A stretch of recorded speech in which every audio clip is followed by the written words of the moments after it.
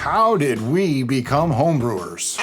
Erica came up with this idea, and we thought, yeah, let's just do a little chat, because everybody's story is a little bit different, and this might actually explain some of our unique ideas on things and how we feel about things. Yeah, we get lots of personal questions that aren't really related to brewing, so we thought, hey, let's answer a personal question that is related to brewing, and that's how we got here in the first place. Yeah. We started off with Brian.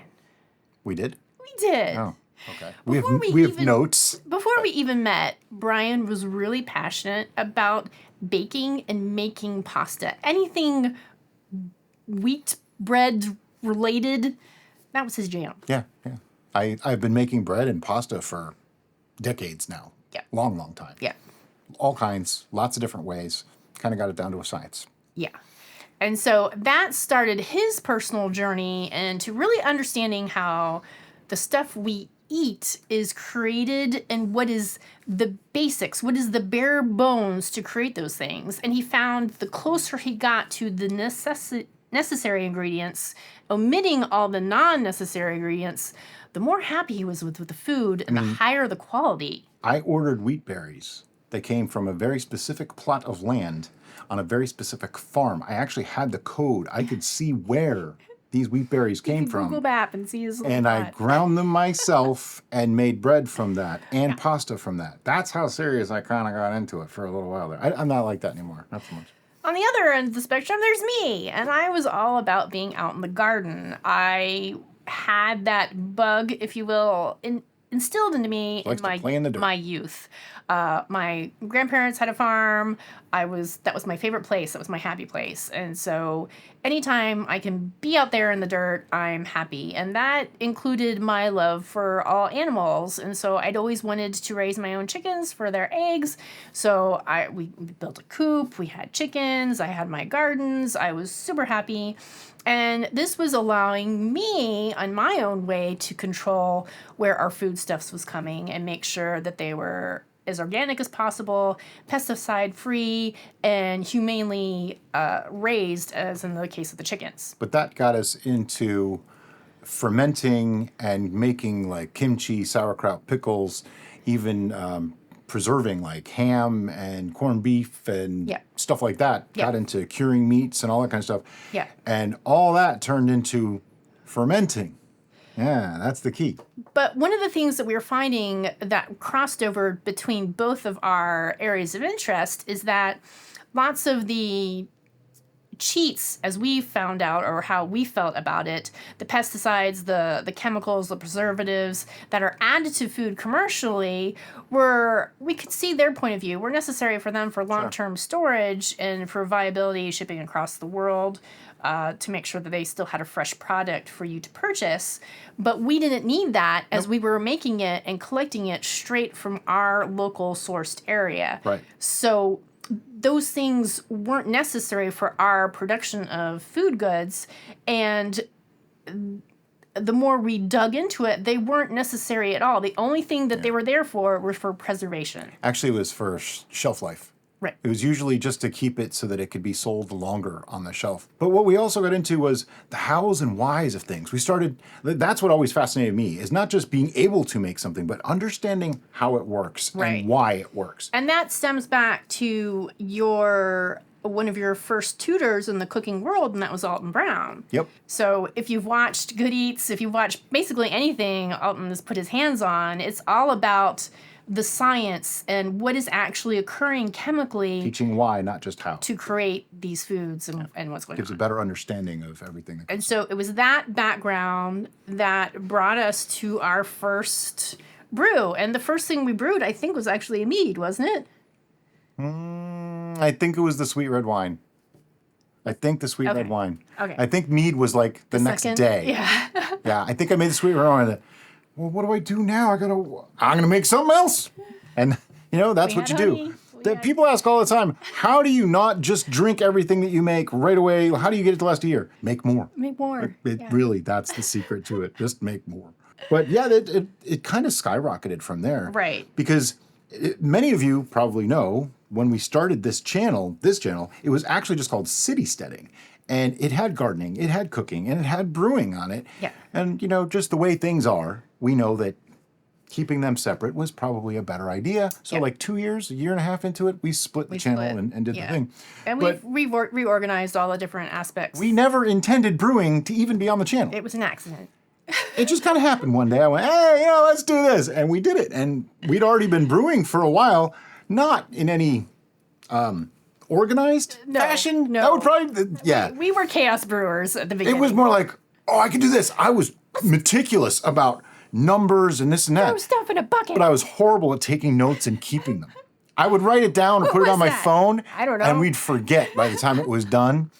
But we still checked things. We still sanitized. Oh, yeah. And like I said, I still had recipes. We just lost them by the time we finished the brew.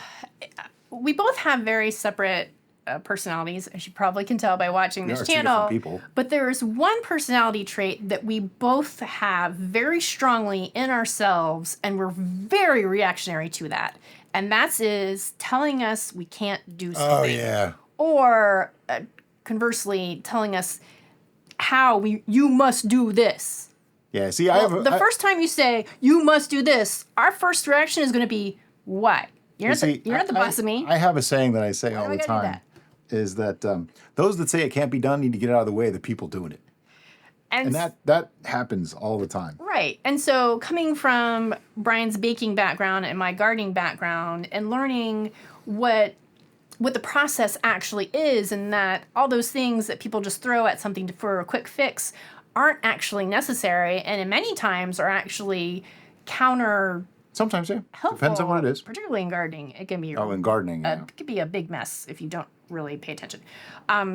So we started investigating that into the brewing, and we're like, well, we just threw yeast and fermentable sugar in a quantity in a bucket, and it worked out just fine. Why are all these articles and companies telling us that we have to use all these things when we just literally made it and we didn't use that stuff? Now, there is some merit to all that stuff, okay? Everything has a place. And for us, it was really about getting away from processed foods, processed things, commercialized things, and having control over what's in our food. Now, let me explain. There are preservatives and things like that that are absolutely necessary to keep things shelf stable. Sure. If you are a commercial brewer, you're probably going to have to use them. Yeah. Otherwise, you could have serious legal troubles. Yeah. We make it at home, and we make it for us and for our friends and for our family. So that was our goal. I wanted to teach people that this isn't a scary thing, this is an easy thing, and anybody can do it at home. Make something that's good enough that you'd be proud to serve to your own family. That's always been our goal. Yeah. We did not expect anybody to start their own meaderies and, get into competitions and stuff, but a lot of our audience do and have. I hear all the time about people that are winning competitions or they're opening a meadery. And it's super exciting. Seems super common that people are opening meaderies. I'm just like, wow, Bravo. This is crazy, but it happens. And, it's like an honor for us that we've even inspired these people a little bit. But for us, it was always to make it home brewing, not commercial brewing, not, anything like that. And our goal is to make something that we're proud of, that's really, really good. Is it necessarily to make it the absolute best that's going to win awards and things like that? Not necessarily. That's not really our goal. And that actually comes from another part of our shared lives of being professional photographers. We were both big into the local guilds, the state guilds, the national guilds, the worldwide guilds, and competing with our images and our artistry. And we learned what was required in order to score big in that. And that wasn't to make something good. It was to make something that the judges would find pleasing, or in most cases, make something that the judges couldn't knock down. And that's how competition works on anything, really, where it's a biased score. A person is tasting something, looking at something, or judging something based on its merit. Yeah. Other than sports competition, this kind of competition is very biased. So you have judges that are trained, or just their own personal experience leads them to like this particular thing. And over time, that becomes the norm for judging. Now, this is my experience with it, okay? I'm not saying that this is how all mead, beer, and whatever competitions work, but for photography, this is how it works. They just get where this is the thing that's acceptable and this is the thing that's good. So once you figure out what that is, you produce that. Yeah. Whether you think it's good or not almost doesn't even matter as long as the judge thinks it's good.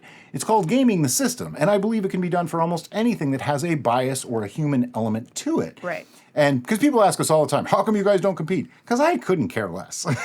I have plaques and awards on my wall in the office that I don't even care anymore. For us, our most important judge is right here. Yeah. It's our own palate. So, and we don't even agree. Our palates don't agree with each other. So there are plenty of things that we're like, oh yeah, that's great. But there's definitely my wheelhouse and Brian's wheelhouse, and we've mentioned it many times. There's in our extremes that we videos. both don't like, and Sure. we both do like. Sure. So that's something we try to instill on this channel, and hopefully you're receiving it on your end, is that we want to show you and share with you the tools in order to make something simply at your own home to your own palate, to your own taste, so that way you can brew something and be like, this is awesome, and just enjoy it. Enjoy the process and enjoy the final product. And, you know, just in the words of a couple of guys that I learned a little bit about whiskey from on YouTube, I'm sure you guys know who I'm talking about, Dan and Rex. But what they always promoted was drink what you like, how you like. I'm paraphrasing, but drink what you like, how you like. Yeah. And that's what's important. And that's kind of where we're at too. Just because we made it this way doesn't mean you can't change it. You know what I mean? As long as you like it that way. Right. The trick is to stay within the parameters. We're trying to teach you how to fish rather than giving you a fish. Yeah. Because we could just sit here and go, this recipe, do this, add this amount, add this amount, add this amount, and then you get this, and it's great, and it's awesome, and you should make this. But then what if you want to make something slightly different? You don't have the you knowledge didn't learn anything. to continue forth. So instead... That's what we're trying to do. Yeah. So we want you to be able to enjoy the process. We want you to make something that tastes great, and we want you to be safe. Yes. And also, as always, guys, thank you so much for watching, and have a great day. Bye-bye.